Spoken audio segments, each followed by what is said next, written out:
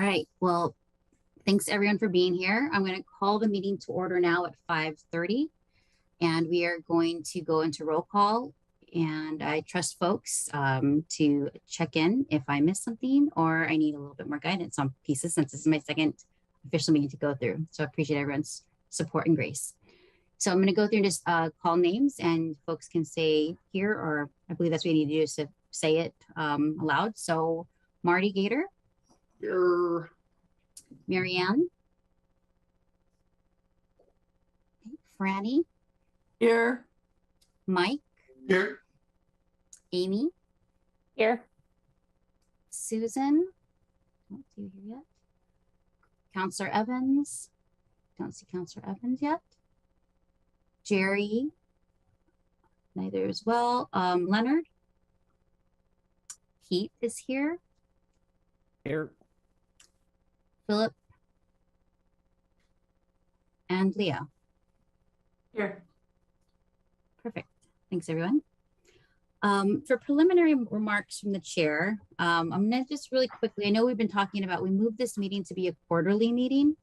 And as we are embarking on this new strategic plan with the organization, with our theme being connecting our community, you know, being the connectors for the community, I think this is an opportunity for us to talk about the intent, at least as I'm looking at this. And I think that I've heard from others on this committee too, have been part of this committee, the intent of the strategic planning committee. And I just want us to have some space to think about that. And I know this might not be the time right now at this meeting, but there'll be opportunity for us to, I would like for us to think about how are we being the supporter that's kind of being able to be that bridge between the board and it's understanding the intent of this committee. That would be a little bit helpful for me. And Marty and I had met and talked about this a little bit, and would love to hear from the rest of the team as we maybe look at the end of the meeting. But as we're thinking about how we're helping the board to facilitate decisions that need to be made and bring the community voice to the table, what responsibility does a strategic planning committee play in that? And how are we being able to augment or support the board in our role? So I just want us to, that's something that will be helpful for me to hear from the rest of our team and staff as well. And I don't know if that's a space for the remarks from the chair or not, but that's kind of where I'm at, just wanting us to be really thinking about the impact and the intent of this committee, being thoughtful about the time of folks that are volunteering to be here for 2 hours in the evening, and just want us to be pondering that as we go forward. And with that intent, there might be, as we're looking at this, is the quarterly meeting the time that we need to do this? Do we need to look at maybe bi-monthly, like every other month? I just wanted to, like, you know, form follows function. So what's our intent and our function, and how does that inform the rest of the work? So this is just some time and space for us to ponder that as we think about, we have a very packed agenda. So I just want to be really thoughtful about that. Appreciate your patience in letting me bring that up. And so now announcements and additions to the agenda. The agenda item provides a formal opportunity for the chair to announce additions to the agenda and for committee members to make announcements. Is there anything that anyone would like to add to the agenda? Okay. And like I said, I think the only thing I want to bring on is I want to have space for us to think about our intent of this committee and how that's going to inform the rest of the work that we're doing. So just to be clear, Emma, are you planning on having that at the end of the agenda tonight, just to have a conversation about that? Yes, I would like that. Okay. Thank you for clarifying. Okay. Yeah. And I'll have some context for you to think about in that regard as well, but I'll hold off until then. Appreciate that. Thank you.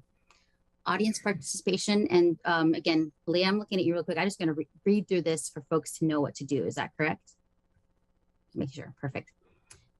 For public comment. Yes, you're welcome to do that, or I can read through it, whichever your preference is. I can read through it since it's up here. And to indicate that you'd like to provide testimony, please use the raise your hand button. For those attending via phone only, press star 9 on your phone to raise your hand. When it's your time to speak, your name will be called. For those attending via phone only, the last 4 digits of your phone number will be called. Please state your name, city of residence, and who you are representing for the audio record. Once you have provided testimony, your hand will be lowered. Please do not raise your hand again. Only one opportunity to speak is provided. For those unable or not wanting to speak publicly, testimony may be provided via email at clerk@ltd.org. Public testimony is limited to 3 minutes per community member. A timer will be displayed on the screen and will beep when the 3 minutes is up. And that is all of that. Specific items for this meeting right now, appointing an SPC or CATC liaison. So opening the conversation around the appointment of a liaison for that role. Is anyone interested in the position? Did everyone get a chance to read through and see what that entails? And if anyone has feedback or wants to jump in and share, that would be welcome. I don't know if it would help, but just an idea, Pete, if you want to describe kind of what your experience on the committee has been, and that might help people understand what it's about. Yeah, that's exactly why I raised my hand. Okay, I missed that. So Sorry. Thanks for teeing it up for me, though. So yeah, if you don't know what the CATC is like the SPC here is a citizen advisory panel like ours here, generally dealing with accessibility issues for people with disabilities. I volunteered to be the liaison, and then almost instantly applied to be on the board, which made me no longer really relevant as far as a liaison, because I'm now the board member for this committee. But it meets quarterly in the afternoon, and it's a good group of people. And it's I think when I was doing liaising, I was able to kind of explain to them about what was going on with the strategic business plan and what we were trying to do, and because they raised concerns that they didn't have as much input and things. So I was able to kind of help them understand where how they fit in with what our work was on that committee. So it's not a hard job. It's important, and if you want to do it, I highly encourage you. Great. You have a question? You have your hand raised? Question for Pete. Has there been any discussions on that committee about digital accessibility? No, not at all. It's usually more like accessibility within using the system or right source or that sort of thing. Thank you. Mm-hmm. So do we have any folks who are interested or would like to learn more about being the liaison for the CATC?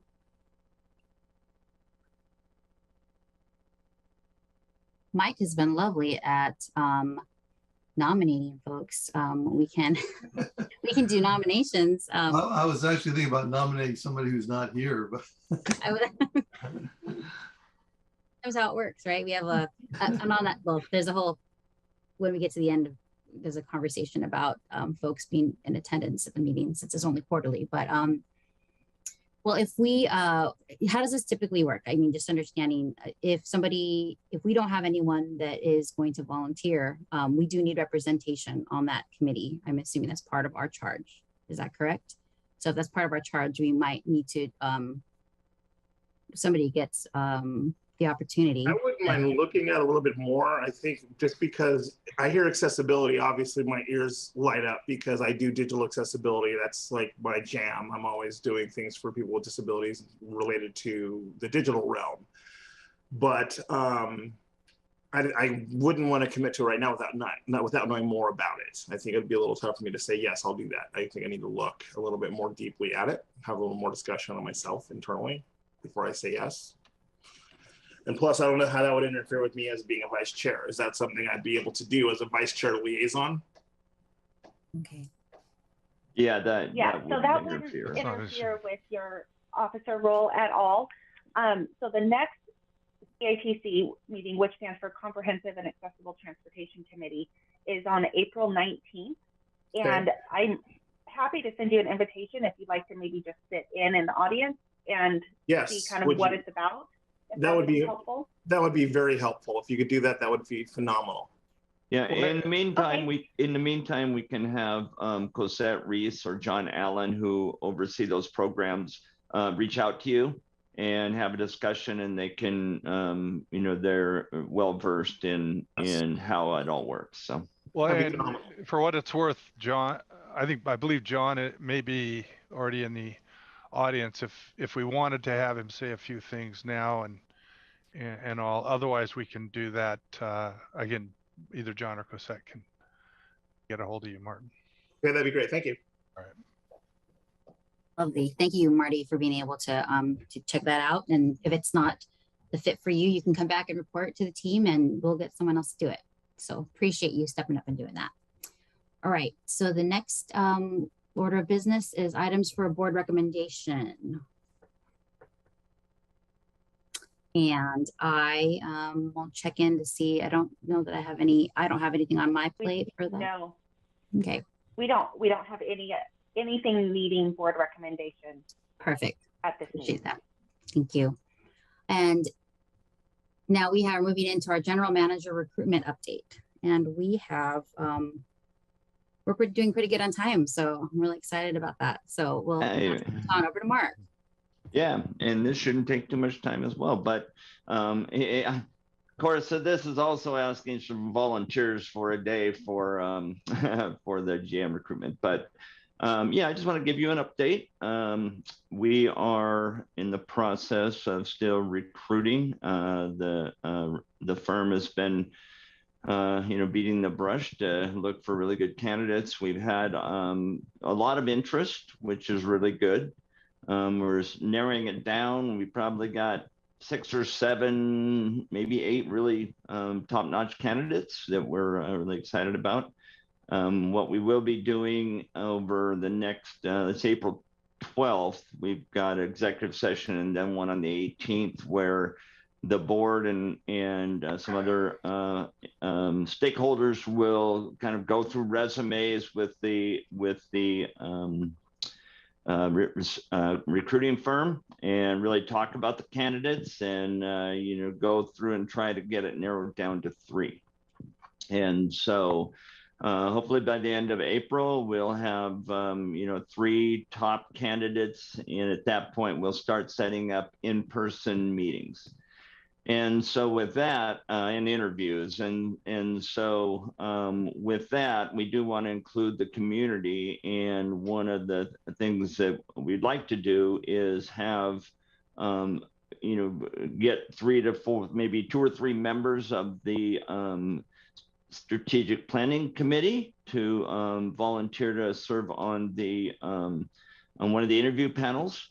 And then we'd also get 2 or 3 members from the CATC to also serve on that panel. So we'll have, good representation of the community on that panel, since both groups represent, the community. And so, yeah, so that'll be one panel that we're looking at. Then we'll have other panels that we're working on for the peers, city managers, elected officials, and then those are whatever information you can provide to the board based on your interviews. It'll go to the board, and ultimately it's a board decision. And so, and we're looking at having some, meet and greets and some different things with the finalists. And so, the process is moving along as I'd anticipated. As it stands now, if we can get in-person interviews set up in May sometime, then we'll move forward with that and hopefully have a job offer to a top candidate sometime in late May, and a person on site sometime this summer. So that's kind of what it is. But you know, one of the things, again, you know, looking for volunteers on this committee to help one more. And again, you know, there's people that aren't here that I'd be happy to reach out to too, if everybody's. And it looks like it'd probably be just one day for, you know, a few hours on the interview panel. And so if you lunch are included, pardon me, lunch included. Yeah, it could easily be included. Sign me up. All right. Oh, Marty needs a free lunch. Wow. Yeah. Okay, I got to remember that. I'm there. That No, but day, seriously, I definitely would not mind being involved with that at all. Oh, that'd be great. Okay. That's something I definitely know I want to be involved in. Okay. No, I appreciate that. You were high on my list. So Thank you. yeah, and I think just knowing so you said about maybe one day. What's that time frame look like? Just so folks can think of that. Yeah, it'll be May sometime, but we're not really probably. Is it looking like now? Trying to get it all arranged. Probably the second or third week in May. Okay. Yeah. That's good for me. And so, you know, I mean, there's a lot of scheduling that has to happen with things and getting people here and whatnot. So realistically, probably the second or third week of May. And as soon as we nail it down, we'll you know, let the interested parties know. Absolutely. So SBC members that are interested, I mean, it seems like knowing that the schedule is a little pending. You said 2 or 3 folks from this committee. So yeah, ideally if I can get 3, and I'd certainly reach out to people that aren't here as well if you know, if you guys just too busy right now, and I completely understand. So absolutely. So we have Marty who raised his hand. Mike, were you raising your hand too? I didn't see I'd be happy to. Okay, that'd be great. I'm interested too, but I also don't want to take away from anyone else who might be interested. That's how I feel as well. If somebody else would rather do it, I'd be happy to step aside. Yeah. Okay. Well, Leonie, jump in. Thank you, Leah. Thank you, Leah. And I just figure if we give at least 3, maybe even 4, and depending on schedule, so that we can kind of come back and look at that. So May feels good. So we have Mike, Marty, and Alma. Great. I thank you guys. I mean, you know, talking about you know, strategic decisions, hiring the new GM is probably the most strategic decision we can make, and so you know, you were helpful in developing kind of the characteristics of the leader that we're looking for, and so now you can say, okay, you know, is this the one? And so yeah, we're excited about it, and appreciate you guys' willingness to help us out. Thank you for the opportunity. I'm very honored. That's a big shot. I appreciate it. Yeah, thanks. Well, thanks, Mike. Mark, sorry, we're going to pass it over to Kim for the strategic business plan quarterly update, if there's no other discussions about the general manager. Great. Okay. Give me just a moment to get her pulled over here. Thank you.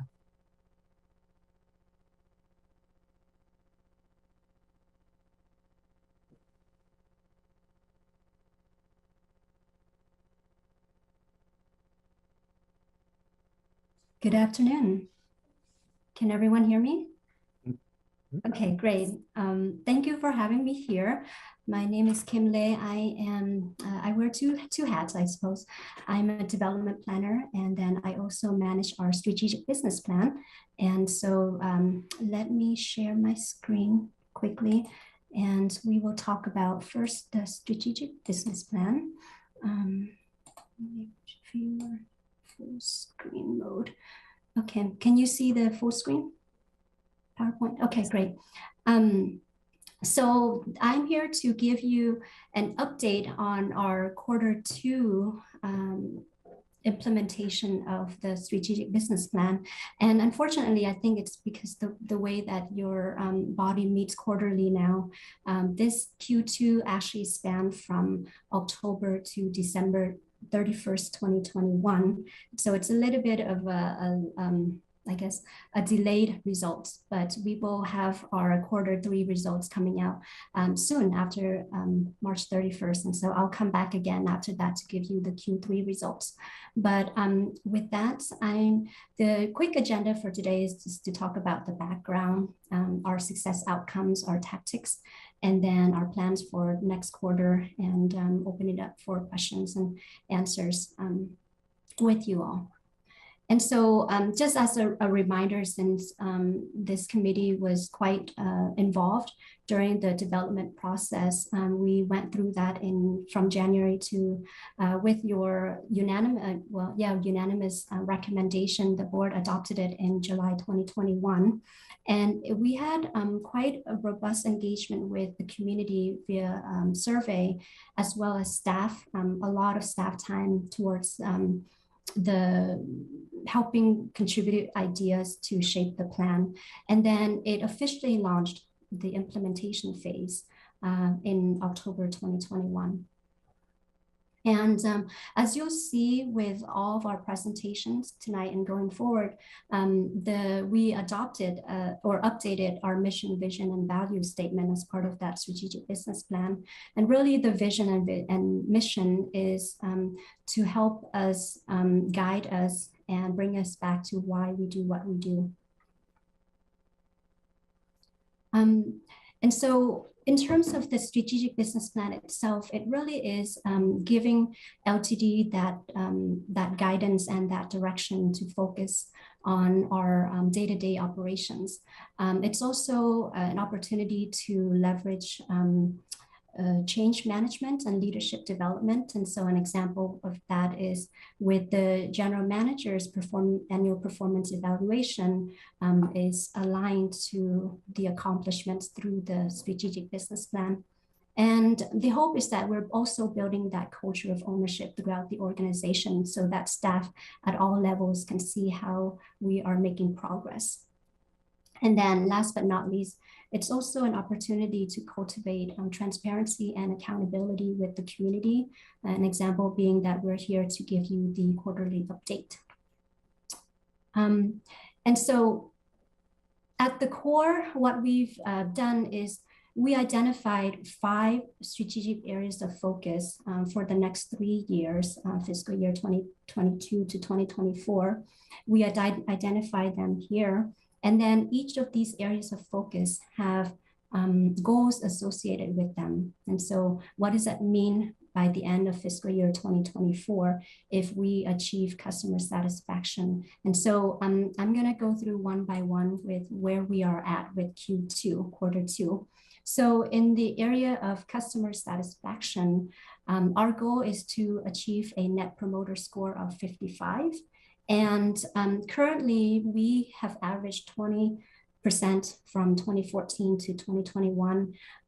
If you are on our social media or we're on our website, you might have seen our advertising for the 2022 annual customer satisfaction survey that's being run right now. And you can take it, and I think you could be eligible to win a $100 gift card or something like that. But that's where we're going to get our score for 2022. And then in terms of employee engagement, we want to achieve a score of 65. This is something that LTD hasn't done before. And so we actually just recently wrapped up our employee engagement survey. And we're in the process right now of tabulating the data and seeing where we are at in this quarter. Same thing with community value. We've never really, for the first time, established the community value quantifiable measurements. And so our goal is to establish a baseline for the percentage of the community that believe we provide value, and then improve that by 5%.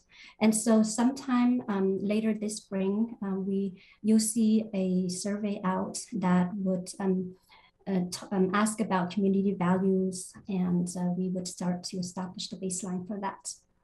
In the area of financial health, our goal is to achieve 3-year financial plan targets, and we are currently well on track.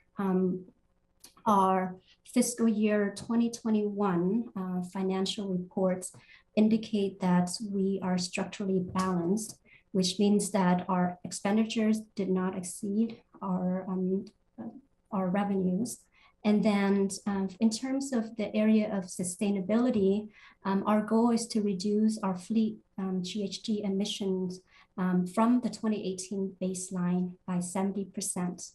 And we have actually exceeded that goal with currently having a reduction of 77%. So we're very proud of all of the work that has been done in the area of sustainability. And then as part of the plan, we also identified 31 major projects or work activities, which we call tactics, that we as an agency would undertake for the next 3 years to ultimately help us achieve those 5 strategic areas of focus. And so some of these projects, for instance, could be the resource operations analysis that John Allen will talk to you all shortly, as well as things like ensuring that ensuring DEI participation in our bidding opportunities, and then enhancing customer convenience for our riders. And so currently being a little bit of behind, since December 2021, we are about 17% overall completion for those tactics, and it varies by the areas of focus. And then in tandem with those tactics or projects, we're also measuring our metrics progress. And so the idea is that if we prioritize what we measure, it enables us to produce results that matter. And so we identified 24 metrics overall under these areas of focus. And we ranked them and we gave each of them a score goal. The idea is that by the end of fiscal year 24, we would achieve 100 points overall. And this is our result for the quarter 2. And so we are currently at 45.8 points. This is calculated by Transpro, which, as you all remember, helped us through the development of the project of the SBP, and they independently calculated it for us with their methodology. You can see that in, for instance, the area of financial health, our points earned actually are higher than our points targeted because their methodology allows for a 30% overachievement. So you can think of it as extra credits for us. And specifically in financial health, we scored this much because we're actually ranked #1 in terms of our peer agencies in that area. In employee engagement and community values, you see that we haven't earned any points yet as expected because, like I said, we actually haven't ever done this before, and we would get points. The Transpro would calculate those points for us based on the results of our surveys. And then this is a high-level view of our plans for, when I say next quarter, it's right now. And so we want to target those tactics and metrics that missed their mark last quarter. I mentioned earlier, some surveys we've already conducted or is in the process of conducting in a few weeks. And then we continue to build out those information systems and ongoing data validation to understand our metrics better and the results. And then we hope to eventually have a publicly available dashboard for you, for the community, anyone interested to come in and see the dynamic data that we have. And then lastly, to start integrating the strategic business plan into our budget development processes. So there's a lot going on. And since this is a 3-year process, which means there's going to be about 11 to 12 quarters, and we're really just what I'm giving to you right now is the first quarter end of those 11 quarters. This is really at this point, we're learning as we go, we're calibrating, we're looking at data closely, and really it's a marathon, it's not a sprint. I think that the next time at your next quarterly progress, we would start to see hopefully improvements and moving the dial on some of those results. And so with that, I am happy to take questions, any comments you have. Thanks, Kim. I'll check and see, does anyone have questions? I have a couple of things, but I will open it to the team first. Mike? So I just want to make sure I understood the nomenclature correctly. Well, I couldn't remember, was this called the Q1 report and the next one will be called the Q2 report? It's very confusing because, so, you know, our fiscal year spans July 1st to June 30th. Different agencies or different states, jurisdictions have them differently, but the way that LTD have our Q1 is usually July 1st, but because the board didn't adopt it until Q1 had already started, and so there wasn't a way for us to start implementation until Q2, which means it's October 1st through December 31st. But so that's technically Q2. Thanks. Yeah, it's very confusing. Anyone else? Yeah, I have a question. Was it community value was one of the things that's being measured? Community value is one of the 5 strategic areas of focus. Yeah. And then what's involved with the community value? Well, how people answer a survey kind of thing, or how do we know how we're doing with that? Yeah, let me bring this back up and I will bring it here. So the idea is we would measure community value through a survey. I don't have the exact questions or what type of questions that will be done. My understanding is that LTD has never done this before, even though we've done a similar one for a previous project, the West Gym MX. But the idea is there would be a score and then a kind of an average score. And then that would establish the baseline for us. From there, we would do a community value every year. And each year we would improve upon that. And so, so yes, it's a strategic area of focus and it's also a goal. Great. Okay, I think that's an important one. And when you were talking, I was thinking about, you know, how LTD could, you know, engage with the community, how they can continue to improve with the community. And, you know, of course, ridership and customer input from riders is really important. But there's a lot more to that, I think, with LTD. And there's a lot of outreach that LTD does when it comes to programs and funding or when to expand service and how. And so there's a lot of public outreach and input that they seek, which I think provides a great deal of value.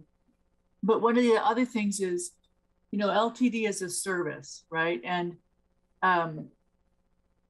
you know, just like when we were talking about trying to get the high school kids to have free ridership on the bus and try to get the young people engaged in riding the bus so they could be comfortable with it and use and choose it as a mode for their life.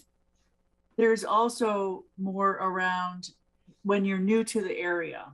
I'm brand new to Lane County. I just moved from California, or I built a new house and I'm in a new house in a new development. It would seem to me that it would be a good opportunity for LTD to do outreach to those new people, or to, you know, like a, you know, welcome to the community. This is our service. This is what we provide. or new development, you know, here we are, here are the routes that are available to you for access to a number of locations. Those kinds of things I think really do build value. And then there's other things that LTD does around maybe tree planting, or maybe the staff does volunteer work. Those kinds of things, I think, you know, it's a big thing, this community value. And I think that that'll be an important one to really explore, because I think the more people you get engaged in that regard, you know, about this is our community and this is what we do to provide service to this community, I think it will, you know, just be, it'll be a promoting kind of thing as well. It'll feed into the other aspects of the strategic business plan and help LTD become more successful.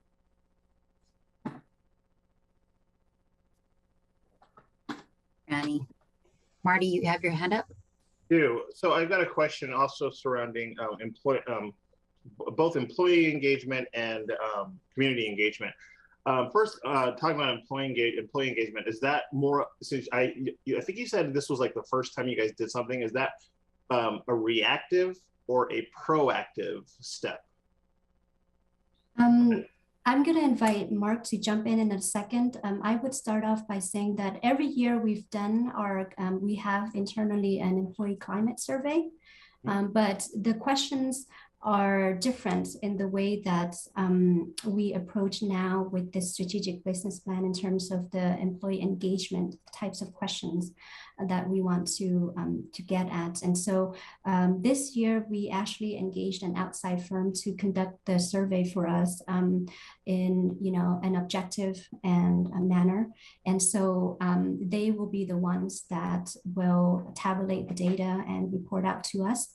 In terms of, I think there were, if I recall, because you know, all of our the employees took it or were invited to take it. I think there were 62 very specific industry, like industry standard types of questions. Okay, good. Okay. The other one was, oh, I'm sorry, Mark, did you want to step in on that too? No, go ahead and finish your question. Sorry. Well, because this is going to go to community, so go ahead and talk about employee before I go to community. Yeah, and I was going to kind of talk about both. Okay. You know, the employee satisfaction, of course, is one of our strategic focuses, along with customer satisfaction and community value. And, you know, we've done some employee surveys and things on a kind of ongoing basis, but we're being a lot more intentional about it. And again, have a third party come in and provide the survey, and they'll do all the survey work around that and provide us with kind of the results. And of course, you know, they can sit there, or we can take the results and say, okay, you know, where do we need to focus internally to improve how our employees are feeling about their job? And it's the same way with I think the community value. You know, we've never really tried to reach out in that manner before, and so again, we've got a contractor to help us, you know, try to get a survey out to understand, you know, what the community value is about LTD, and how. Yeah, and then what steps, you know, do we need to take to, you know, can continue to provide that value that the community tells us is important. And so we are trying to be proactive. Because we've never done it before, and then so we can build on that. And we're trying to establish a baseline this year that, you know, every 6 months or however often we do the survey to the community, that, you know, we were looking for improvement. So. I think you used a couple of words. I mean, you're reinforcing the proactive nature of what I'm thinking, and then value, I think, is probably the most important, because I think I've brought it up. So I've been in so many different types of committee type meetings in different organizations, and retention keeps coming up. And I keep bringing it up. Right? Everybody misses the big ugly gorilla in the room, which is at will nature of Oregon. If you treat people like they're a replaceable chair, they're not going to stay. So are you being at will? Are you being more purposeful for your people around? Are you doing these things like you're doing in surveys? Are you happy? What are you looking at? So now the second thing about community, as far as engagement, I'll make this really quick. When I first moved here about almost 15 years ago, EMX was all over the place. And man, it was really negative. I felt like I just came from Denver. If you knew anything about what happened with light rail in Denver, okay? I do. Oh my gosh, it was terrible. And it really did a lot to the 5 Points community, which I grew up in Denver, and it really did a number on the 5 Points community. And RTD, that's where I came from, they didn't go back down and talk to those business owners, and they all felt pretty bad about it. Has there been an engagement on that standpoint of let's get back out now and say, so how are you feeling now, these many years later? This is what we promised. Have we fulfilled it? Has there been that kind of mindset going back out to folks? Because I know it was pretty heavy when I came in. Well, and if you've been paying attention to moving ahead process as well, there's been, kind of ongoing controversy with that as well. Right. And so, I mean, you're never 100%, right, in the community. Right. You're never going to get everybody on your side, but I think we have to get out there and listen, and we have to get out there and understand, what the community is really thinking about us, and how we can, I mean, we're building for the future, right? And we've got to really have, I think, pretty solid messaging around that and the other things we're doing, and incorporate, the community into our plans. So I think that's all part of it, looking at it differently as we're moving forward, because, we have had some bumps, and, I mean, and I think there's some things we can do to, make the bumps smaller, right? So, yeah. Well, and if I can add, Martin, to your comments or your reflection on what you experienced in Denver and here, I'm not sure, how RTD may have followed up, or what they may have done, but I will tell you that one of the things. So the West Eugene line was our third MX line. It was the first line that had the scale of engagement, if you will, from kind of the negative side of this, and to that end, I mean, that came on early on, not just during construction, right? Okay. They took us to court over the decision making, to federal court. That was a thing in and of itself.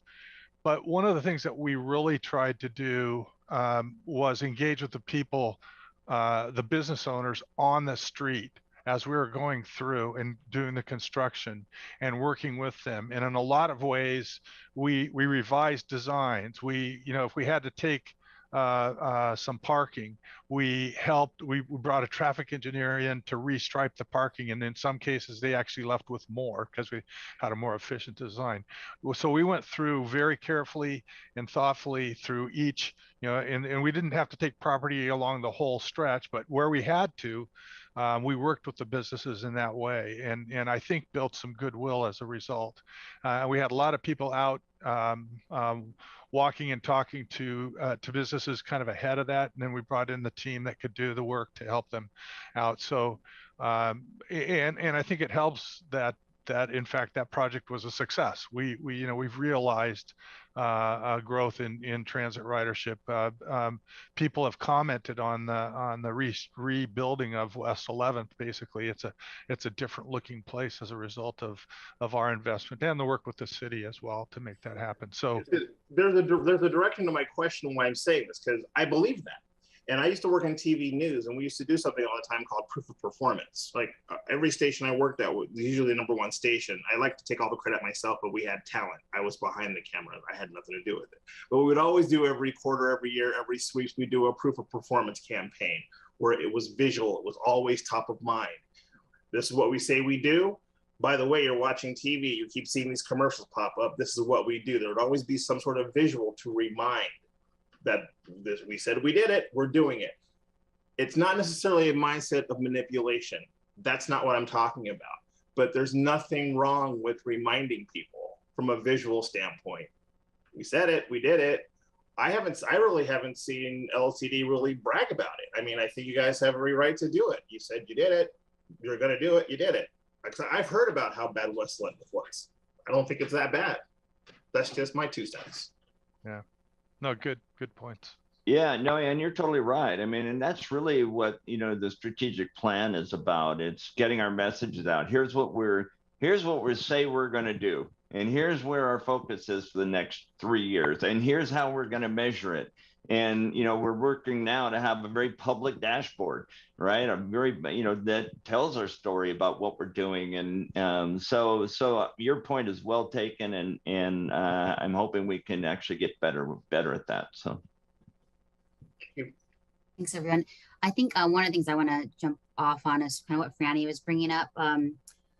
So I think we have an opportunity to think about the folks, and I know this is probably on LT on your list too, but thinking about hearing from the community, being able to, because you have the dashboard, being able to have that accessible to folks who maybe aren't going to be always on the computer, or if it's, I don't know if it's like translatable for their phone or not, but being in the spaces where folks you have high frequency of users. Maybe some of our partners, some nonprofit partners in the community, like Homes for Good, and we have just a variety of partners in the community that maybe can also be able to hear from the folks. Because I agree, the business side is, like this is an ecosystem that we're in, and also wanting to make sure that we're hearing from all folks that are utilizing our services. So I know that's on your plate. I just keep thinking about obviously here wearing my United Way hat, want to make sure we think about access and the voice and who's being centered in that process. So thinking about those folks who are just, again, all of us, many folks are utilizing this service, but folks that are oftentimes aren't as vocal, that don't hold as much power. And I just want to make sure that we make space for, and again, I know that LTD is really good at that, but just kind of bring that reminder up. And the other quick question I have, because I want to be thoughtful about time, finance, right, is like you had 18%, so you've surpassed the number of points that you can get. Does that mean the total at the end of 2024 is like 104, or it goes above 100? I'm just curious about that. How does that look?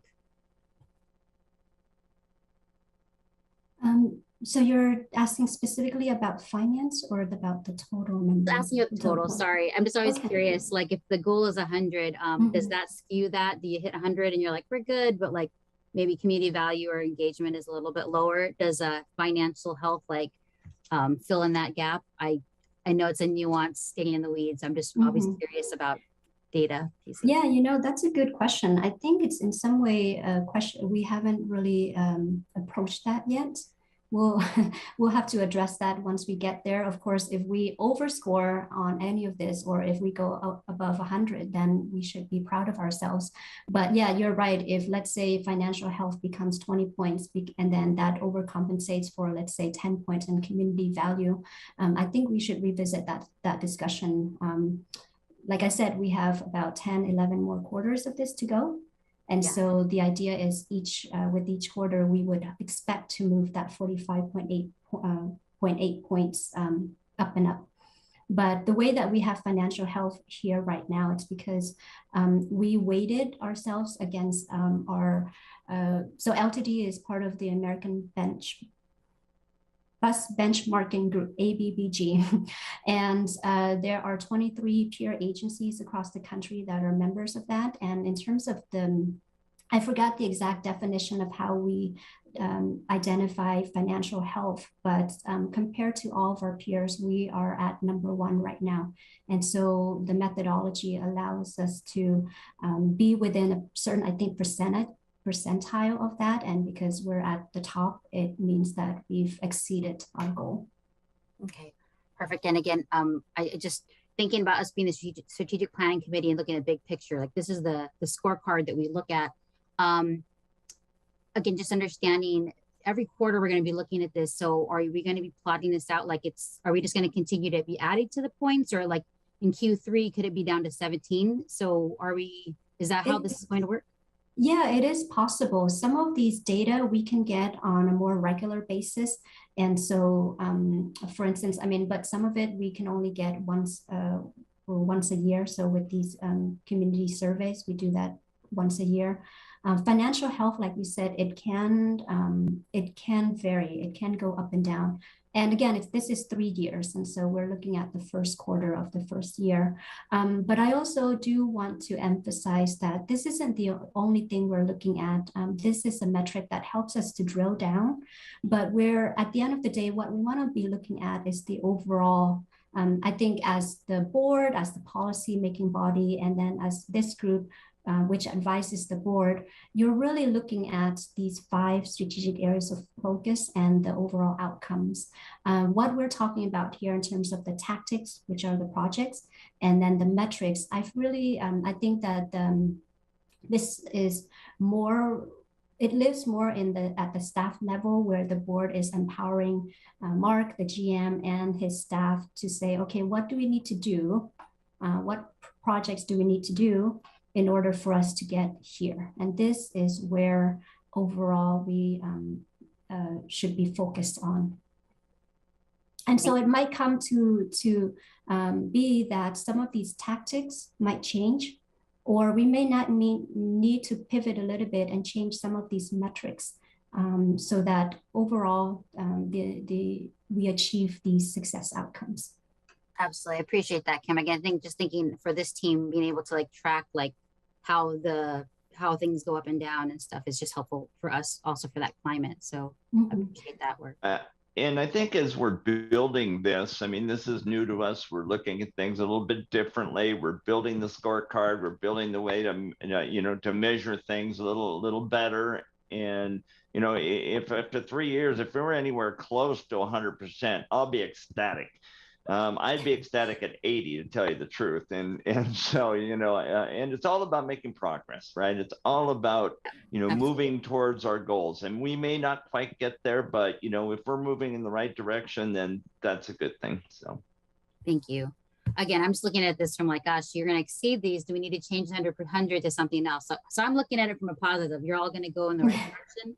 So that's kind of, but then it's like going back and like, do we need to adjust the expectation to something else? So yes, not trying to get in the weeds though, trying to stay strategic. So appreciate y'all, appreciate you, Kim, pulling this together. Are there any other questions specific to the strategic business plan from anyone? Looks like Martin has his hand up. Marty's, your hand's still up? Down. Okay, no problem. Awesome. Okay, so no other questions. Going ahead and moving on to the LTD fixed route service. That's also me. So if you could just give me 1 second, I'm going to close this slide and bring up the other one. So I'm going to bring up the share screen again, but for a different slide. Okay. Can you see the one that says LTD fixed route service policy? Yep. Okay, great. So now I'm going to put on my planner hat. I'm a development planner under Tom's planning team, and I'll be talking about LTD's fixed route transit service policy. I wanted to give kudos to my colleague Jeremy Card, who is supposed to be here, but he unfortunately caught the flu. But Jeremy really helped us worked hard on getting this policy adopted by the board last month. So our mission, vision, values, just went through that. The agenda really quickly is the context of why do we have a service policy? What is a service policy? And then I want to say that this is a technical, it's going to be a bit of a technical presentation because the document is technical. I'm going to be looking closely at my notes, but feel free at any point if I'm going too fast or their terminology, things that you don't understand, feel free to please speak up, because it's hard for me to see hands raised or to see you. So, and then I'll have some time hopefully for questions and discussion at the end as well. But the reason why we wanted to bring this up, in addition to it being a board adopted policy, we want to share this with you because I think that it gives, for this body, a good understanding of how we put out service and how we make the changes, that there's a lot of things that we take into consideration when we look at service provisions and decision-making processes. But in terms of the context, so back in the 60s and 70s, when transit agencies across the country started receiving federal funds from the Federal Transit Administration, one of the FTA's requirements is that transit agencies that receive funds from the federal government establish policies and guidelines.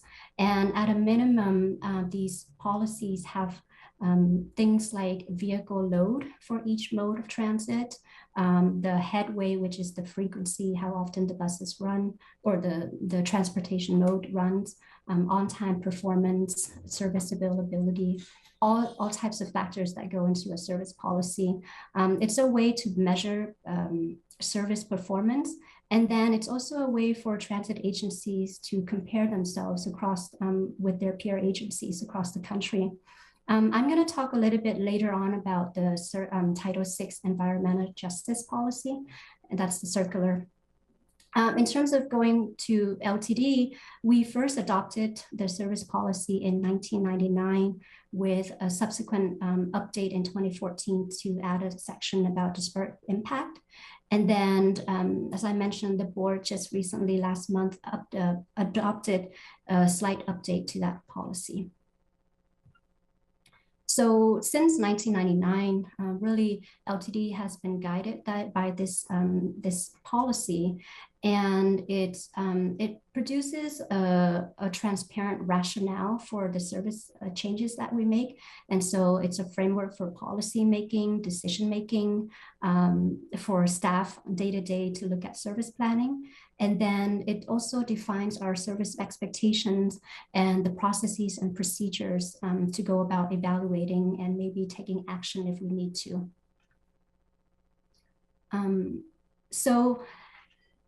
We have established network design principles, and this is based on industry best practices and accepted principles. And so at its core, how we put out service is really guided by or characterized by how are we allocating the scarce resources that we have, because we know that there's never enough money, there's never enough staff, there's never enough so. And so the way that we look at it is the distinction between productivity and coverage. So when we put out productive service, it means that we want to get as many riders onto our system as possible. And how do we do that? Well, we want to ensure that the buses are useful to our riders. It runs frequently. It's going through the dense parts of the city, the urban core, where more people can get on the bus, that the stops and the buses go through places that people can walk to access the bus. And then the routes are linear and it's continuous, and so that it's easy to use. And then we also look at it in terms of the coverage. And so coverage is when perhaps the buses don't run as frequently, but they go through many more parts of the neighborhood, and it provides a social service and for our community. And so the way that we look at productivity and coverage, it's usually characterized by a ratio. So for instance, you can say 80% allocation of resources towards productivity, 20% towards coverage. And this varies by agency. There's no right or wrong. For LTD specifically, we adopted as a 75%, 25% split. And then the service policy also identifies the types of routes, which means it's the type of service expectations for that route. So the ones on this column are, I'm not sure if you can see the hand here, but bus rapid transit, our MX, our express routes, and our core routes are characterized by frequent linear routes that run on our major arterials. And so for instance, the 79X is our express route, and it makes limited stops, but it's aimed at that high ridership, commute ridership. And then in terms of our community and limited or rural routes, it runs less frequently, and it might circulate a little bit more around the neighborhoods. And it's really an insurance against isolation for our community members. In the next few slides, I'm going to talk about the service standards. So which this is kind of now getting into the detail, the nitty-gritty of the service policy. And all of this is also available in your the service policy handout as well. But service standard includes a variety of measures. And so productivity, as I mentioned, the way we define productivity is the number of boardings per revenue hour. So, 20 boardings on the bus per hour. And if a route is considered substandard if it falls below 67% of the average of all the routes within that route type. And so you can see here, these are the route type. MX is considered its own route type. College is considered its own route type, and so on. And then this is also measured by type, by day type. So weekday, Saturday, and Sunday. And then the span of service is basically the hours that it's in service each day and each day type. So for instance, for MX on the weekday, we should expect it to run from 5 a.m. to 1 a.m. And then for the limited or rural route, it only runs on weekdays, and the span of hours varies. And then in terms of the service standard also touches on frequency by route, and then the basic guidelines for the route scheduling. So frequency just means how often does the bus run? And this table down here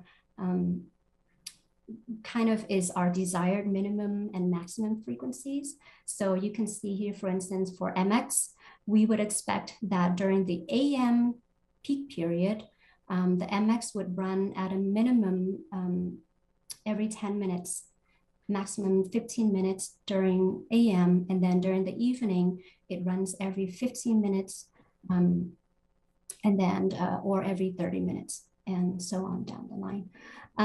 In terms of the route scheduling, let's see here. It includes things like striving for the span and frequencies. We also talk about clock face headways. And so this is easy for our bus riders to remember that the buses come every 10 minutes or every 15 minutes, every 30 minutes. It doesn't vary. And then we consider transfers between routes to make it convenient for our riders to make those transfers. And then we also consider recovery time, which is making up for the variations in when the buses arrive. Sometimes there's some traffic jam or a bottleneck, and it also gives time for our bus operators to be able to take a break. So the route design standards provide clarity and understanding of how we design our service. And so the standards include things like always trying to design two-way line routes with terminals at the major destinations, because that's the most direct way usually for our riders to get from point A to point B. We want to avoid loops, and we use them in really limited cases where operationally it might be the only option that we have. And then we want to avoid route deviations. And so again, just making sure that it can be as easy to get from point A to point B as possible. Customers' comfort and safety is also very important to us. And so the things that we consider are bus stop spacing. So how far apart our bus stops are located. It's usually about 1,000 feet or every 3 blocks. Bus stop amenities vary by route type. So those are things like trash cans or lighting or information at the bus stops. And then the bus stop locations are determined by the ridership pattern, the jurisdiction where the bus is located, as well as other factors. And then the vehicle assignment is related to service capacity. And it's basically we determine how full the bus is. There's a specific ratio that we have in the service policy that tells us, okay, at this stage, the bus is full. So we may have to perhaps bring in another bus, or if we're using a 40-foot bus, perhaps we might need to use a 60-foot or, some type of bigger vehicle. So for our on-time performance LTD, we've set an aggressive goal of 90% of the buses would leave their scheduled time points no more than 4 minutes behind schedule. And we've been quite actually successful at reaching our on-time performance standard. For missed trips, we set a goal of no more than 0.5% of total missed trips operated. And then vehicle reliability is basically how often do we have to take the bus out of service in the middle of their routes because of mechanical or other issues. And so our goal there is less than 1 road call per 10,000 miles, vehicle miles. And then the vehicle age is that's a standard set by federal and state mandate. So it's, I forgot the exact number, but it's something like average, no more than 12 years, the average age of the vehicle. We have service change evaluation standards, and that's covered in more detail in the service policy. But we usually make 3 service changes per year, and they're called bids. And the biggest, the major service change is usually done in the fall bid, which is to time that with the UFO and the school systems. And then in terms of performance evaluation for each route, and we look at things like routing changes for operational need or segment productivity. We might look at putting additional trips or removal of trips. In some cases, removing service or realigning service. For considering putting out new service, it's based on what is our financial resource, our current financial situation, what's the expected ridership and productivity on that route or that segment, and then the availability of staff and the vehicle, the fleet. And then how does that integrate into the existing bus district network? In some cases, we may have to reduce service, and we, similarly to service reduction or service addition, we want to look at the productivity issues, ridership. Sometimes we may need to combine routes if it makes sense, or we may eliminate a certain segment of that route. And then, or, in rare instances, perhaps even consider eliminating the route altogether. And then we also consider the weekday only service on that route. So the last slide that I'm going to talk about is the disparate impact policy, which is Title VI. You might be familiar with it, but basically it's a federal guideline that says it prohibits transit agencies to discriminate on the basis of race, color, national origin. And really, I think that Title VI is just the baseline for transit agencies. But many of us go above and beyond that when we look at the service impacts to our communities, especially for our communities that have historically been not part of the process. And so with the recently updated strategic business plan, we have equity as one of our core values. And our definition for equity is that we commit to listening, learning, and including voices from the diverse identities and abilities of our employees and our community. And we take care to consider how our decision-making processes address historic inequities in transportation. We take that very seriously. And so moving forward with the strategic business plan efforts and other projects like the comprehensive operational analysis, or with our diversity council work, that we may revise the service policy to incorporate more aspects of equity into a subsequent iterations of the service policy update. But I wanted to emphasize this slide here that it's not only because our service policy is a federal guideline, but we also take equity very seriously. And so with that, I think I've went through a lot in a short period of time. I'm happy to take questions.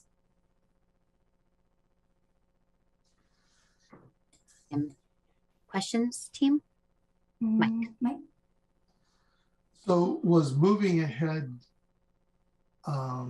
designed to fit into this plan, or did we have to modify the plan to accommodate moving ahead, or some combination of those things? So, well, I can answer that. And I also brought Andrew over in case he might be able to add some on the moving ahead piece. But the service policy, it really, again, that's the go-to that we use, reference that we use to make decisions and understand how we're going to monitor our service over time, right? So how moving ahead interacts with that is that it is actually a process to implement the broader vision for transit. So they're consistent, but used at different parts of the process of putting the service out. Does that make sense? And again, Andrew may have some additional context there. Does that answer your question, Mike? Well, I'm still a little bit puzzled. If moving ahead is implemented, will it fit within the service plan that we just heard, or will we have to adopt the service plan in some way? Well, it's a policy, actually, not a plan, right? So it's a policy that we use to assess the level of our service and assess the plans that we're making. And so that's why I'm saying what we're proposing for moving ahead is consistent with the policy that we've updated. Does that help? That does answer my question. Okay, thanks.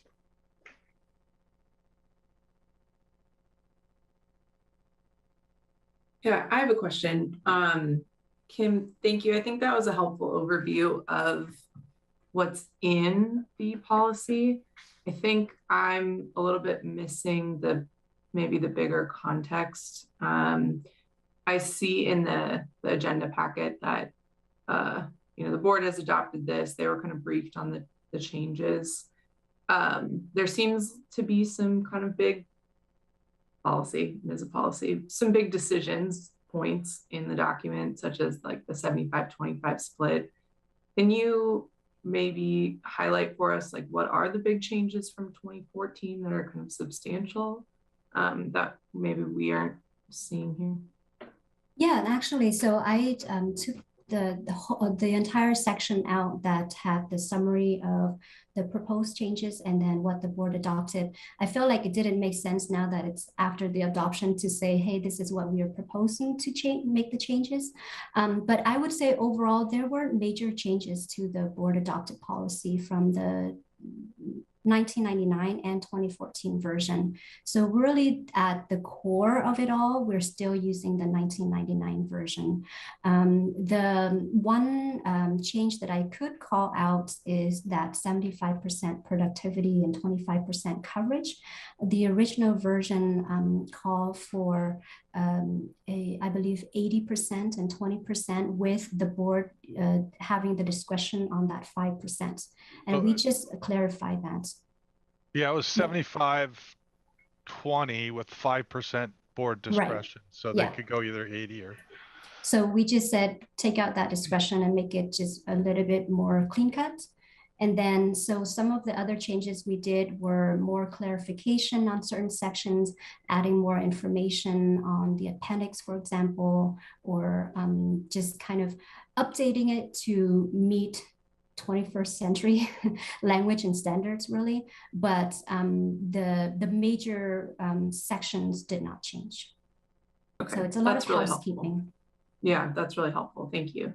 Well, and Kim, do you want to add a little bit about, because I mean, you were looking at what the final product looks like being a little more accessible to more than just the service planners, and I don't know if you want to speak to that. Yeah, I think that that's what I also mean by saying that, you know, kind of just adapting to new 21st century best practices is making the document a little bit more accessible. We try to put in graphics and, you know, glossary and things like that to make it a little bit reader friendly. Although I'd be curious to know after, if you all have in your spare time, you know, half an hour to look at this, certainly please come back to us and tell us where it just doesn't make sense. And we'd be happy to look at it and try to, you know, put in more clarifying language or make it a bit more public friendly. Well, and that's a good segue, I think, to my second question. And this is related to Alma's comments at the beginning of the meeting around the intent of this group. And I'm just wondering, kind of, what are you looking for from us with this policy update? Is it to just review the document and make comments? Is this setting us up for a future conversation? Like, what is the role of SPC around?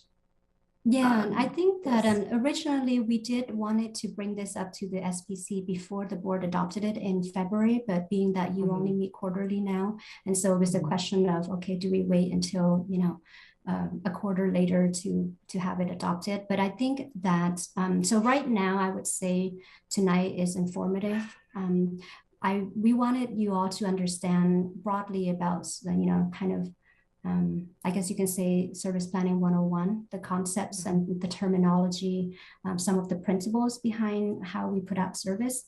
I think that that's a good basis for your decision-making processes later on for projects like moving ahead and, you know, the COA and RISORCE and whatnot. But yeah, I think tonight is just more of information sharing. Okay. And if I can add to Leah, because you asked a really good question, I think it becomes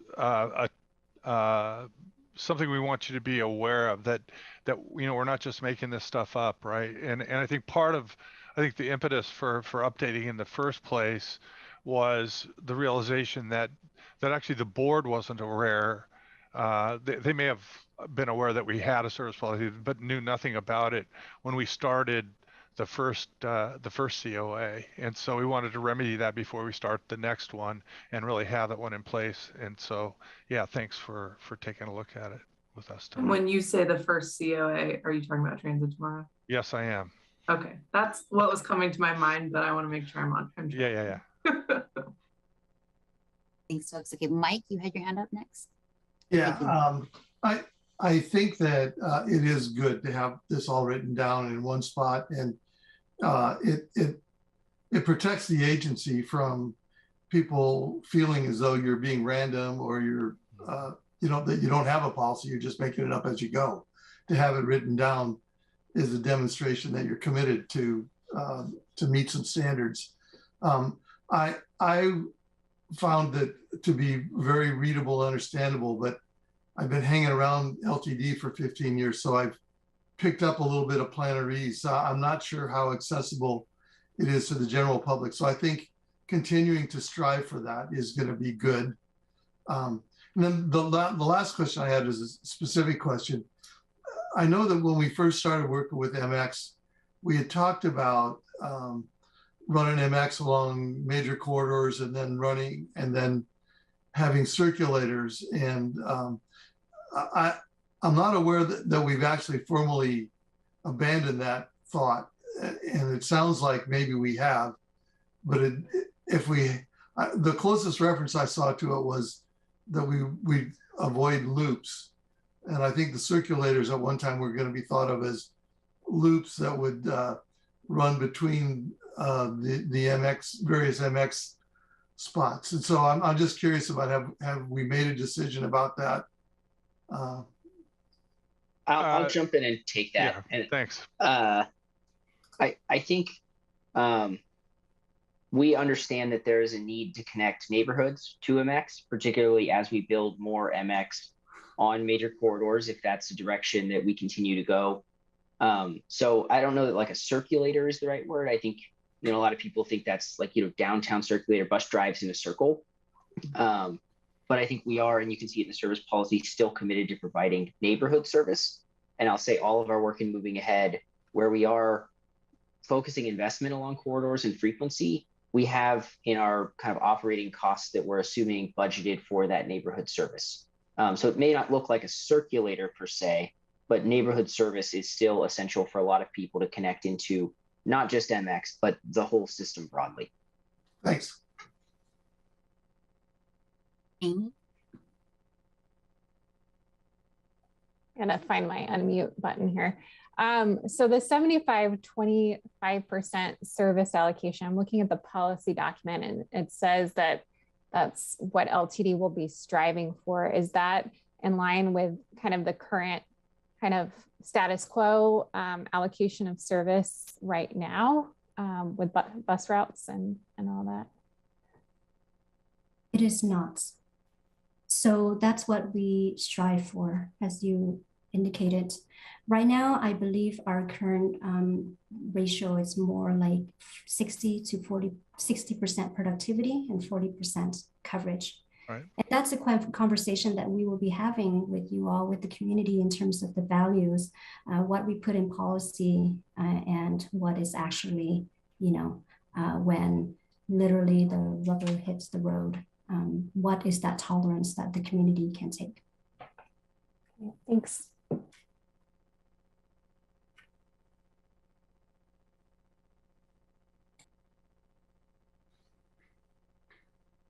Franny, you had your hand, did you have your hand up? Yes, I did. I lowered it before I talked, but I appreciate this service plan and looking at it and seeing how the nuts and bolts work on how services set up.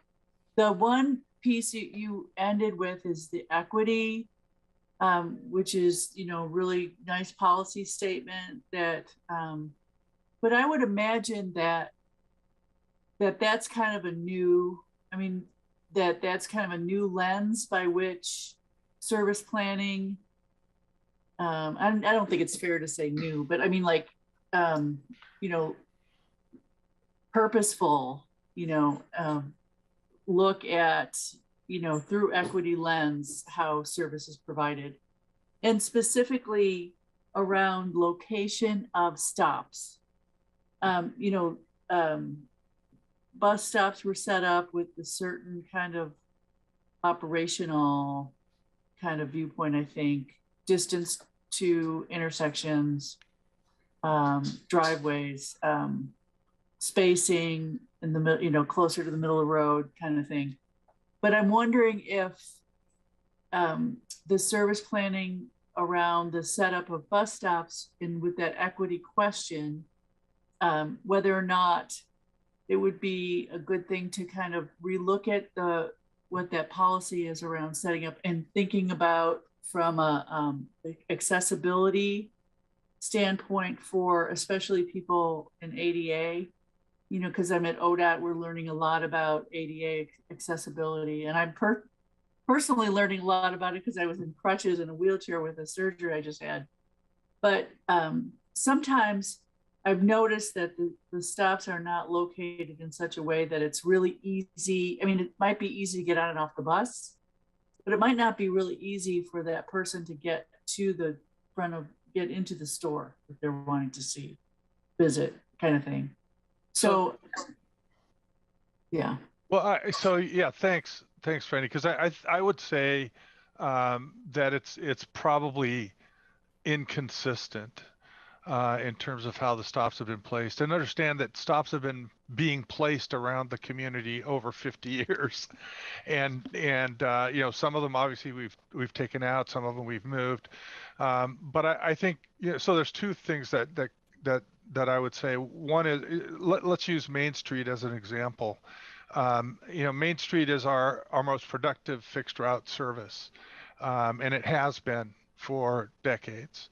And over time, we've tended to, and this is very characteristic of most transit operations around the country. You know, we've put stops in where we know there's people that are needing to access the service. And over time, a new development happens, so we put a stop there and we put stop there. And that's created probably an over population of stops along Main Street. And that has an impact on, or it can have an impact on travel times. Again, we don't stop at stops if there's no one there, but so that gets into one of the other things that we want to do. It's kind of on our list to do, which is what we're calling stop rebalancing, really going through and just doing what you're saying, just looking, consciously at, why are we putting, where does a stop need to be in this segment? How can it best, provide the most access to a given population? And we're also mindful of the demographics of the various segments along, and I'm using Main Street as an example. And as you're very familiar with, I'm sure Main Street has a lot of different faces to it, right? So, you want to look at that in terms of where you put the stops, and then you want to balance those stops from an operational standpoint. But you also want to think about, in addition to the pole in the ground, what kind of amenities are needed to support the population that's using the service at that point. So those are the things that are in our mindset as we go about this stop rebalancing process, and it's informed by the policy that we've adopted. Great, thank you. Excellent. Thanks, folks. So I want to be really thoughtful about time too. Leah, go ahead and ask me a question. Sorry. No, it's fine. I did some of these important conversations, but I just wanted to say we're going to have to move quicker through other parts of the agenda. Yeah, just kind of quickly. So thinking about some of what's been brought up in terms of future projects that are kind of on the docket for LTD, is there an intention to update the service policy kind of more regularly in the future than every 8+ years to kind of reflect the outcomes of those projects? Is that kind of how you see this happening? No, absolutely, Leah. Okay. And in fact, I really don't count the 2014 update as an update, because the only reason that we did any changes was there was a federal requirement to put the disparate impact policy into our service policy. Otherwise, we didn't take a look, the comprehensive look that Kim and Jeremy did at that point. So yeah, we really think we need to keep that policy sharp and in keeping with what we need to be doing as an agency. And just going back to the value of this committee too, I mean, even though the board adopted it recently, I mean, we're bringing it to you. And if you see things and say, wait a minute, you really need to think about this differently, we can take a policy back to the board at any time for revision. So it isn't like, no, it's done deal. Sorry, we're just showing it to you. We're showing it to you because, we do value your input. And, if there's something in this policy that just doesn't feel right, seem right, or you think need to be changed, certainly bring it up and we can revise it. So. Thanks, folks. So I'm going to, Kim, thank you so much for sticking with us for the time and asking a lot of questions. Really appreciate that. And we're going to go ahead and move on to our ride source operations analysis with John.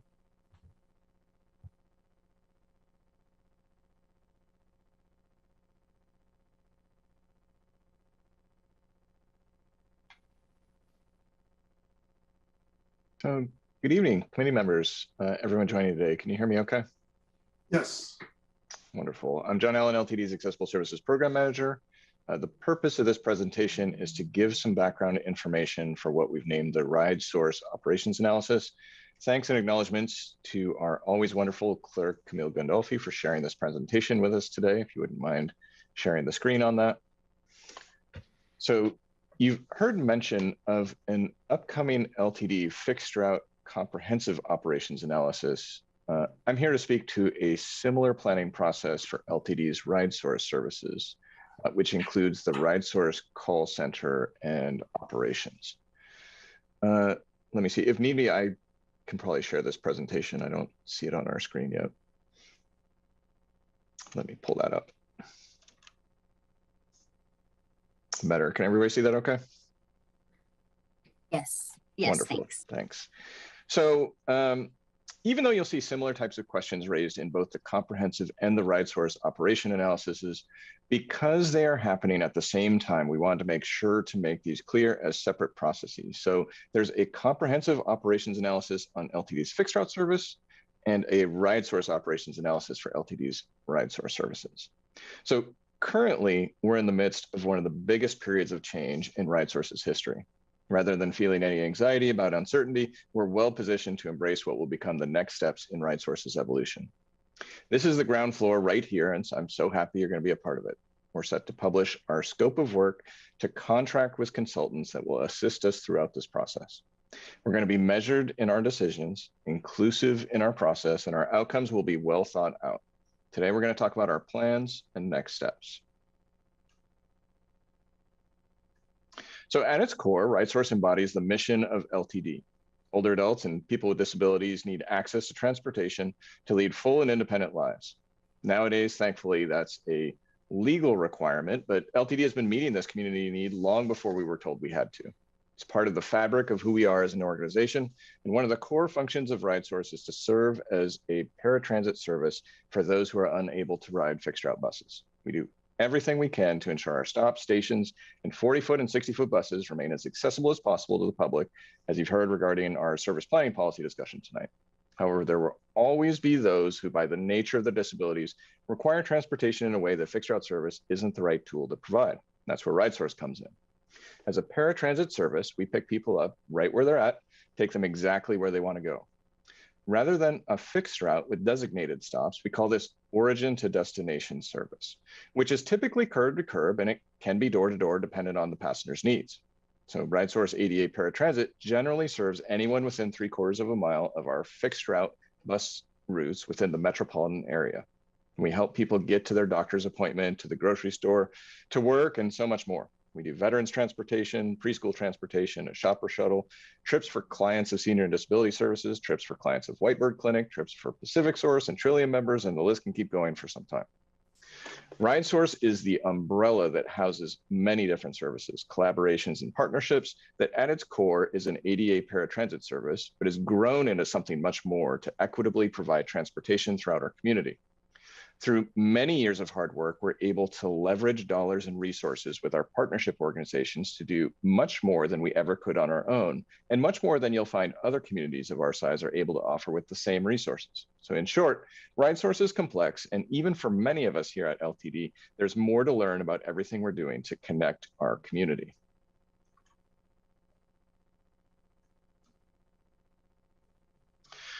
However, it's simply not good enough for us to hand wave that RideSource is complicated but does good things. And I'll be the first to say that one of the things we can do a better job of is finding opportunities to promote to the public that RideSource is innovative and serves as a critical transportation hub to address the transportation needs of our disability community.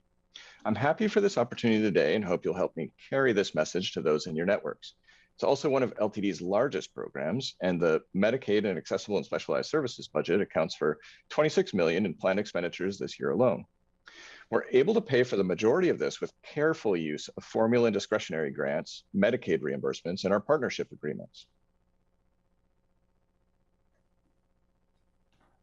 So I'm quick to remind everyone that our motto amongst our ridership remains nothing about us without us. Let's shorthand that further to say simply nothing without us. I've mentioned that we're at the earliest stages of this process, and we've made extremely clear that community input and feedback at every stage is paramount. So we plan for our consultants to provide abundant opportunities and forums for feedback and dialogue. We're here to listen and to improve, and we can only do that through the support of people who use the service. That's my commitment to everyone here and to the greater community of people that we serve.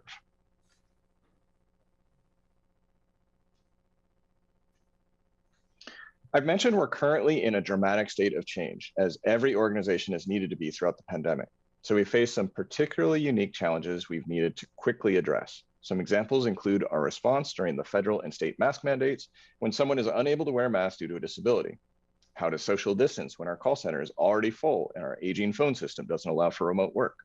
Or how to provide transportation to vaccine clinics when we're short on drivers, but we know we'll be stuck in a waiting line for an hour.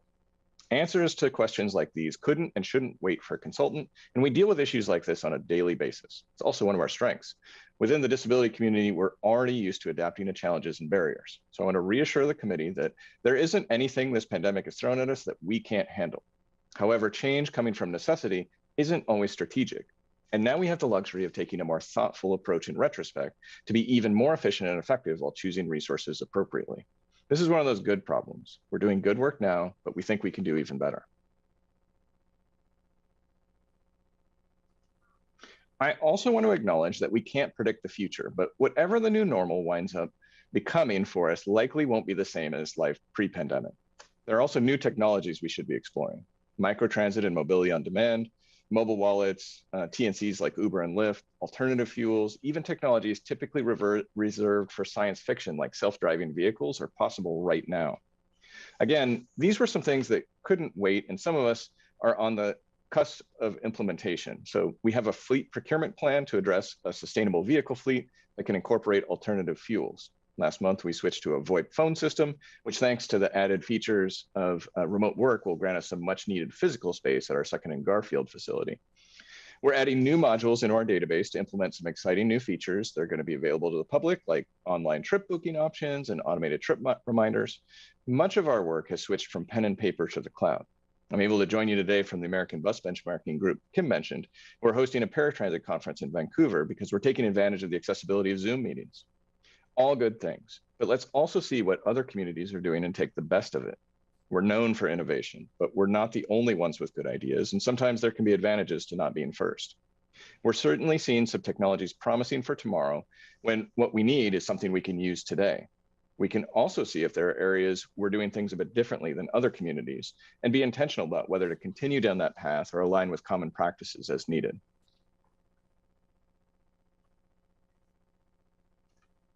So we can have a more strategic process for allocating our resources. Often we'll see that there are grants and partnerships available that align with what we're trying to accomplish, and so we'll go after those opportunities. But at the same time, these programs also comes with strings such as match requirements, administrative overhead, or require infrastructure investments, and finally, ongoing maintenance.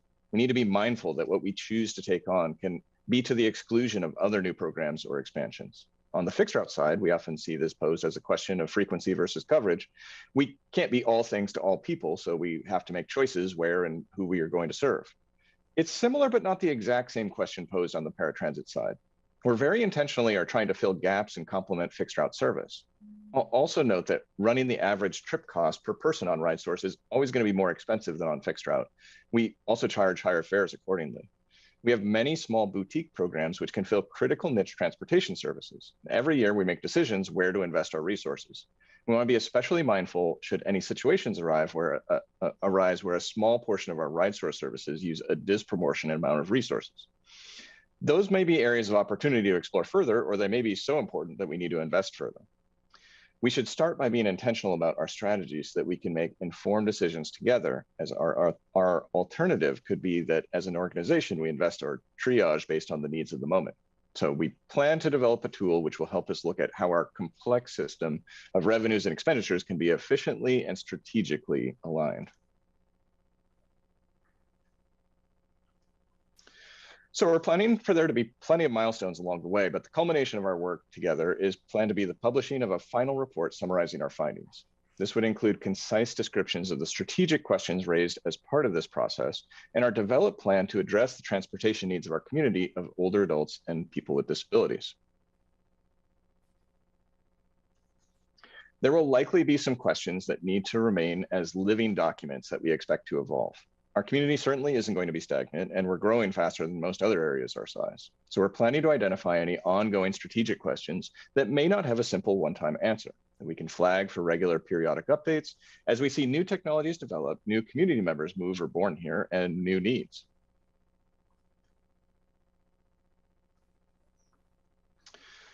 So as we reach the end of the presentation portion, I'll remind everyone that we're actually still at the beginning. So I promise that we're all going to have many questions come up throughout this journey together, and now is a great opportunity to get started. So I'm going to apologize in advance that many of the answers will need to come with time as we do this work together. But with that understanding, I'll do my best to do what I can here today.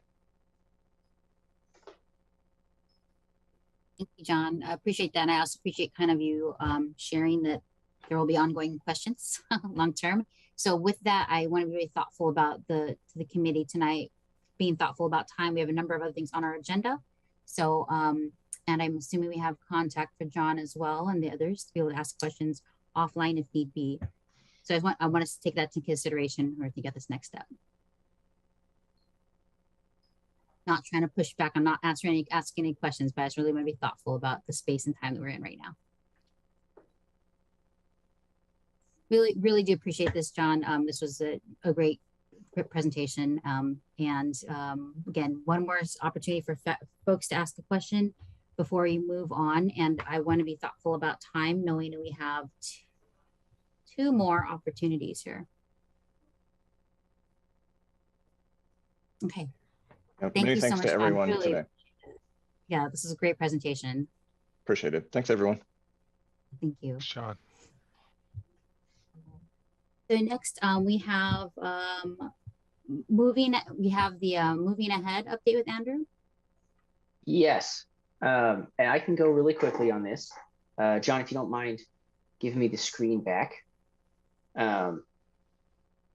I basically just wanted to share with moving ahead some really exciting news. The last time we talked about moving ahead was in December, and you all made a recommendation to our board. And that recommendation was for a package of preferred alternatives or locally preferred alternatives on each corridor. On March 14th, City Council voted to adopt that as their locally preferred alternatives. And on March 16th, LTD's board voted the same. And as a reminder, that's MX on River Road, enhanced corridor on Highway 99, enhanced corridor on Martin Luther King Jr. Boulevard, enhanced corridor with some additional study and community engagement on Coburg Road, and no build on 30th Avenue to LCC corridor. And so I just wanted to share that was adopted by the council and the board. We will be going in May, I believe, to MPC, which is kind of our last step in that adoption process, looking for their kind of concurrence and adoption with the locally preferred alternatives. After that is the really exciting part.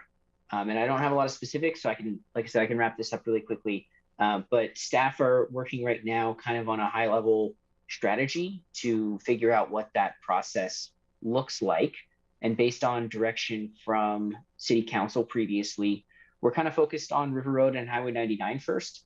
And just based on kind of the way the preferred alternatives are, I think that means really focusing on kind of a process to get the designs on River Road much more refined than they are today. They're currently conceptual, and we're looking to refine those designs. A lot of community engagement to come.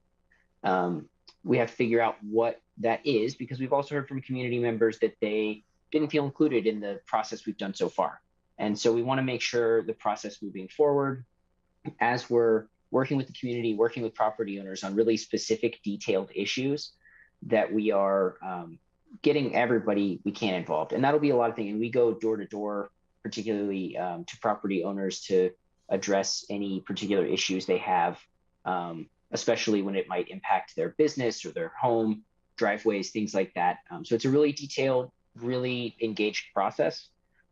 If you're familiar with West Eugene, we did something like that, and probably going to have to do some version of that again as we refine these designs. But we're working out what that is, figuring out the funding for that process. A lot more to share, I think, this fall. Our goal would be to really have that process start, I think, late 2022 or early 2023. It's going to take us a little time to get some consultant help and kind of get back up to speed. But just wanted to make you all aware, big milestone this past month, and a lot more to come. And we'll certainly be engaging with SPC along the way, because as we design that process, we want to check in with you and with other stakeholders and with our policymakers to make sure that the process we're going through really meets the community's needs. So any questions? Otherwise, I'd prefer to spend a lot more time on the mobility management strategy, because I do have an ask of you, not at this meeting, but soon. So I'd like to work on that if we can. Thank you, Andrew. We appreciate that. Yeah. So if I can share. I'll try and move as quickly as I can. Please feel free to interrupt with questions. I think it's been a while since we talked about this. We talked about it last fall. But our mobility management strategy, really, it's about LTD, I think, getting more serious about being a mobility manager. And I really like this definition of mobility management. It's an approach to designing and delivering transportation services that really starts and ends with the customer.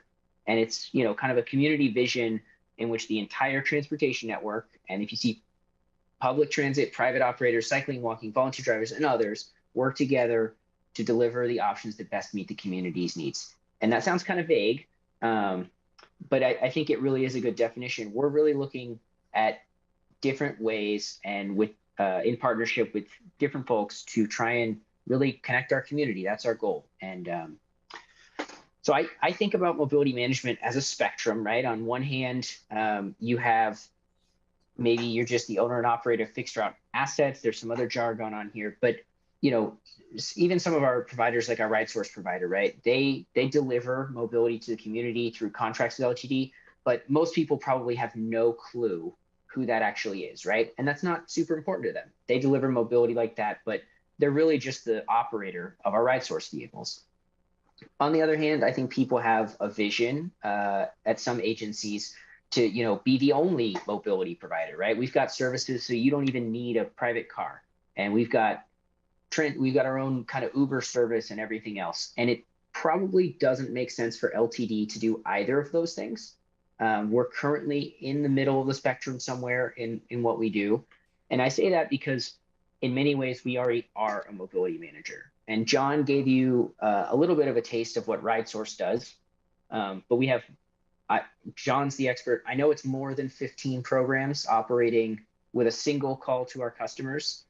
But when we look externally, we're also really engaged in a lot of projects that require partnerships. So Peace Health Rides, the bike share system in Eugene, is a great example. We did the initial feasibility study, and the city found funding to buy the system, and it's operated by a nonprofit. And we still work closely with them to this day to make sure that bike share and transit work well together. But our role is not to be the bike share operator. That's not something LTD is probably really well positioned to do. But we do have a role in making sure that our community has bike share. MGO is another great example where LTD provided vehicles for a group that included Lane County, City of Eugene. I know that there were other partners, but I'm blanking on them right now. So we provided vehicles, right? That's another role we can play. So there are a lot of different roles we can play. And the question really is, how does LTD engage in mobility management successfully? It's something we're already doing. So how do we really make sure that we continue to provide really high quality mobility to our community? And we think that doing that with new modes and with new partnerships is probably a good idea. So what we're doing in the project, we have a couple key deliverables, but the main one is really, I call it like a framework for decision making. And it really gets into kind of helping us to define what our role should be in any given project. And that can vary a lot. I'll talk about that briefly. We've been working on this since last fall, and we've been doing a lot of the background research. There's a lot of homework involved here. A lot of, we've been working on case studies and best practices. And this past January and actually February, March, we were working with stakeholders and the broader public through interviews and focus groups. We had a community-wide survey, really doing some public outreach to understand where there are some gaps today. Wow, my computer's jumping around. So we've wrapped up kind of that public outreach, and we're working really internally now with LTD staff to kind of keep the process going. We're working on that framework, as well as some other things like a guide to running pilots, so that as we're trying things out, we're really getting the information we need and setting those pilots up. I don't want to say to be successful, it's okay if a pilot doesn't work, but we want to learn from that as an agency. So as we're running pilots, which is fairly new to us, we want to make sure we're doing that in a really good way. And we believe this summer, we're going to have kind of our draft strategy, that decision-making framework. And actually, we're going to take a lot of the ideas we got from the public and screen that through the framework and have kind of a list of projects. It's not intended to be comprehensive, but as we start to think about available funding, potentially things like the STIF funding or other sources, as those opportunities arise, we want to really have some options for LTD to take a look at in the near term, but it's a future oriented thing. So it's not about what we have today. It's really meant to help us make decisions about what type of partnerships and what roles we should play in those partnerships as our community develops.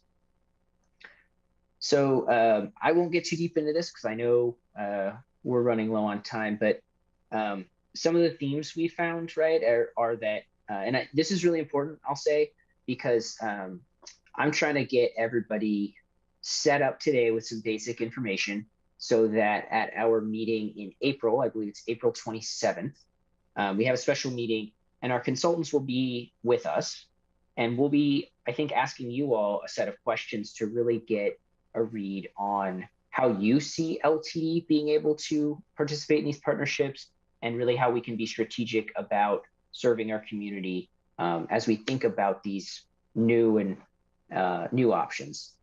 So one of the themes that emerged from other agencies we've talked to who are engaged in this kind of work is that there are two ways that they're looking at filling gaps in service in their community. And one of those is, we call it service area gaps. So maybe there are underperforming routes and they're replacing those with microtransit, or maybe there isn't service somewhere today and they're working either on microtransit or they're working with private mobility companies to provide options in places where people don't currently have a lot of options. So that's one way agencies are thinking about it. Another kind of model is filling, we'll call it specialized services gaps. And that can be things like RideSource. So for instance, some agencies have tried using Uber and Lyft for providing paratransit rides. And other agencies are trying to do things like our RideSource call center, which is really innovative, where they're combining programs in a way that builds kind of some really unique programs for their customers. And I'm really happy to say LTD's been doing that for a long time, and John and his team are great. Another kind of dimension that we've uncovered the agencies are dealing with is how projects get started. And there are some different models. Leadership driven is one, and that's really, I think, kind of top down. So some boards have directed their agencies to try things. Golden Empire in California, their board said, try, I think it was microtransit. Sometimes it's the general manager, but it's a really top down thing. Boards and general managers are trying to structure their agency to address these issues. Other models are really staff driven. And I love the example of the city of Portland. They have a transportation wallet available to some low income folks where they get money for TriMet, they get money for the bike share and other programs. Researchers have found it to be really effective in helping people get around. And that was an idea that started around the water cooler. Just some staff members spitballing ideas, and they got it up and running. So the third dimension that I want to introduce is how these things actually live at agencies. And I think this is a really interesting question. Some agencies are creating basically a mobility management unit or an office of mobility management. And they're spinning up these new services and they are letting them live there, which, Cap Metro and UTA is in Utah, Salt Lake City's transit, I believe. And they both have staffed offices where those people become the program manager. LTE has we've taken a really collaborative approach across departments to start our pilot programs around the MGO and the Cottage Grove connector. But those currently live in our specialized services, and long-term, I think we need to address, where do these programs live? Are they with our traditional operations? Is there some other group that needs to take them on? Where programs live, particularly when it's less obvious than, I think, something like operating a vehicle. Other agencies are using this kind of approach to delivering service to really streamline things. So they are consolidating their programs, as I mentioned, into models kind of like our RideSource call center, where there's one group that's managing multiple services. Some groups are trying to lower their costs via these private partnerships. And yeah, I think that those are really some of the questions we're grappling with. Our consultants are going to come back with more information and a set of questions for you all to think about, but I wanted to seed the conversation. And I'll leave you with one more thing we've been working on. And I don't, you can give me an immediate reaction, but I think that, you know, just really think about this for a little bit. So we've identified 10 different roles that LTD could be playing in these partnerships. And this is from our case studies. And, you know, we've really already been looking at what LTD is doing. And they're pretty diverse. You know, technology and vehicle provider are things related to maybe the scale of an agency and being able to maintain those things. Some of these we'll give you a full definition sheet. We're working on that right now, but it really runs kind of the gamut from being the person who's in charge of it and owning that, just doing data analysis and reporting. Examples like partner and advisor, which is what I would describe our role with Peace Health Rides Bike Share, you know, making sure we're coordinating, managing these services, which is something we do, I think, with like the Diamond Express and the Roadie Express, where we're handling contracting, among other things, but it's not funded by LTD. So there are a lot of roles we can play. And I know I went through it really quickly, but I'm just curious if anybody would like to venture a guess on how many roles they think LTD is playing today.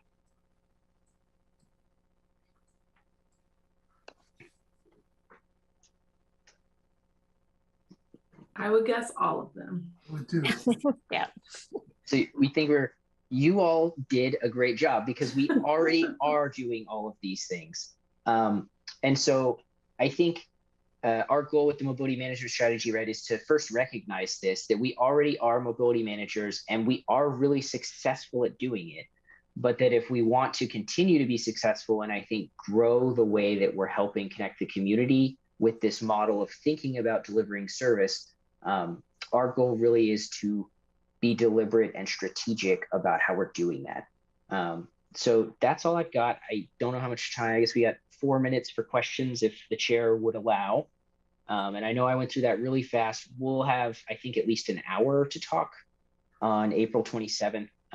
So we'll have a lot of information and more to come. Thanks, Andrew. I do want to be really thoughtful about time, considering we have an hour, and I want to make sure that to spend some of this time making sure that's on people's calendars. So if there's a burning question that needs to be asked right now, tonight, please feel free to jump in. Otherwise, I really appreciate your time, Andrew, in going through this. And again, I want to shout out to John again, because I really wanted to talk more about that, but I'll be thoughtful. So anything else from? So I have April 27th as a Wednesday. Are we going to be meeting on a Wednesday night in April rather than Tuesday? I defer to Camille. I could have my dates wrong. Well, that's okay. I just wanted to... Bear with me 1 second here. Get my calendar up to that day. I just wait till I'm told to be someplace, then I'm there. I had 2 holds. I had a Tuesday and a Wednesday, but I didn't have a confirmation. So, so again, that's why we're getting those loose ends tied up here with this team. And knowing we're going to be focusing on. So April mobility. 27th is the next strategic business planning work session.